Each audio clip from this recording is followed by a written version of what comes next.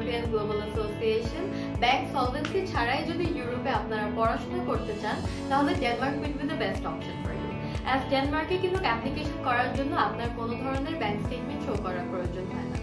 ডেনমার্কের জন্য রিকোয়ারমেন্ট হচ্ছে আপনার ব্যাচেলরের ক্ষেত্রে আপনার একাডেমিক রেজাল্টে এসএসসি এবং এইচএসসি 60% মার্কস ক্যারি করতে হবে এবং মাস্টার্সের ক্ষেত্রে ব্যাচেলরের একাডেমিক রেজাল্টে 60% মার্কস ক্যারি করতে হবে।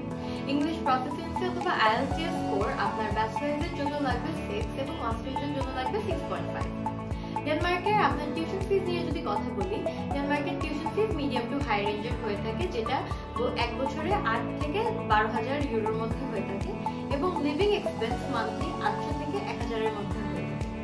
ডেনমার্কে কিন্তু স্টুডেন্টরা পার্ট টাইম জব করার অপরচুনিটি পেয়ে থাকে, যেটা ইউজুয়ালি 20 ঘন্টার মতো হয় এবং ভ্যাকেশনের টাইমে তারা কিন্তু ফুল টাইম পর্যন্ত কাজ করতে পারবে। ডেনমার্কের এম্বাসি বাংলাদেশেই আছে। So if you're interested in applying for Denmark, visit us or contact our number.